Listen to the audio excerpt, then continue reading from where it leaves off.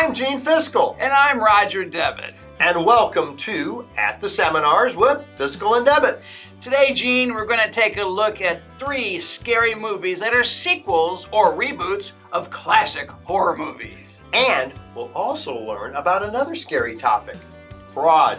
How appropriate, Gene, because just like these reboots, fraud never really seems to change. And neither do the 3 fraud risk factors that we'll explore in our movies today. So, why don't you introduce our first film, Roger? I'd love to. In this clip, we'll learn about the first fraud factor, incentive, as we look at the often overlooked assistant to Dracula, Renfeld.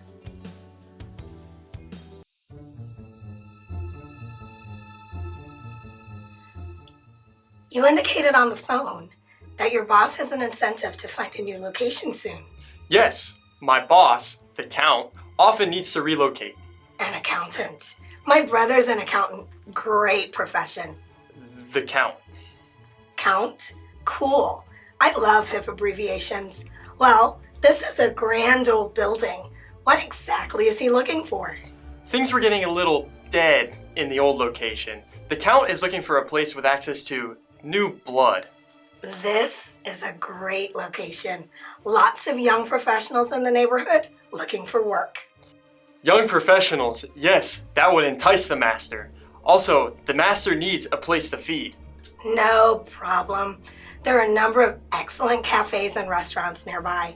In fact, there's an Italian place right next door. They make the most delicious garlic rolls. No, that will not do at all. Oh, allergic to garlic? I understand. Personally, I'm lactose intolerant. Does this building get a lot of outside sunlight? Unfortunately not. I hope that's not a problem. Actually, the master prefers to remain in the dark. I totally get it. Secrecy is so important these days. And you'll have to remove all of these mirrors. Oh, so he's a minimalist? I can refer you to a great interior decorator I know. By the way, is there a room for his coffin? Oh, any room will do. This building has very thick walls. The neighbors will never hear him cough or sneeze. Wow, time sure has flown. It's after sunset already. It must be the master. You'll have to be very careful with what you say. Oh, don't worry. I've been in this business a long time. Count, please come in. Wrong thing to say.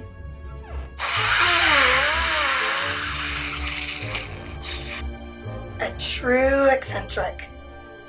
I like him already. So, Gene, what do you think? Pretty good, Roger. I give it a thumbs up. Me too. It seems that all people are motivated by something. And that is certainly the case with fraud. An interesting point to note is that unlike an error, fraud is an intentional act. And that means that the problem may be a lot more difficult to correct than a simple mistake. And that's where internal controls come into play. And the opposite of controls is our second fraud factor, opportunity. So let's take a look at that factor in this remake of The Exorcist.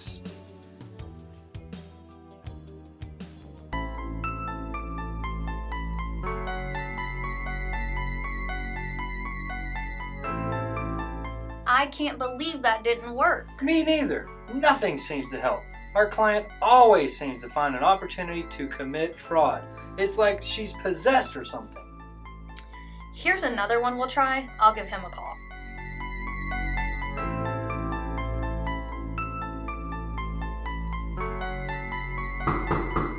Door's open. Come in. Thanks for coming so quickly. We're at our wits' end. Can we get started? I'm the exorcist, so who wants to get rid of some unhealthy demons? It's our client over there? Let's go! She seems to have a complete lack of controls. She's way too sedentary. Come on, let's shake things up. Take this, dance boy. We're concerned that what controls do exist can be overridden. I'm in management. I can do what I want. Of course you can. Let's stretch higher. The higher the management, the bigger the fraud.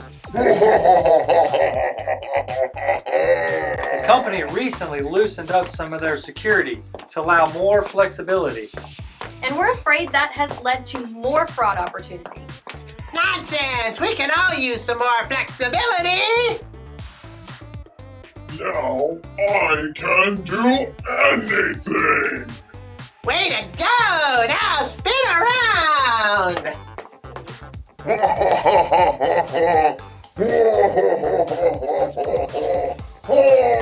We also think there may be a lack of segregation of duties. We think that adding more staff could help. Good idea. We could all get fit. I'm not sure we're communicating here. Nonsense! Now give it all you got.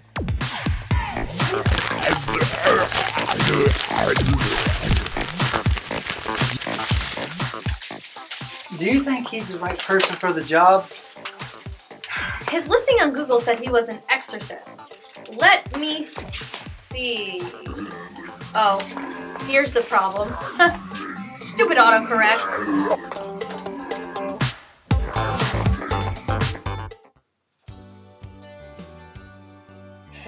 I didn't think too much of that one. The plot was a little too obvious. What about you, Roger? I have to agree, Gene. Thumbs down.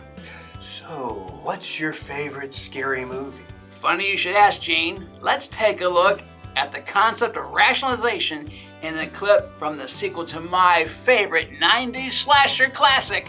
Sit back and enjoy Screaming 17.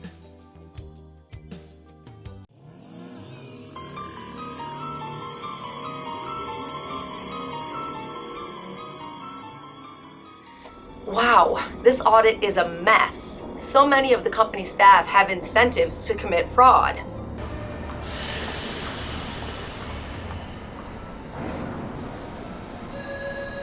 In addition, the lack of controls are providing plenty of opportunities. To top things off, the work environment is just so toxic, it would be easy for anyone to justify committing fraud. Hello? Hello? Yes? Who is this? Someone who has a lot of work to do. So my first issue is the general lack of ethics at the company. Hey, I'm working here.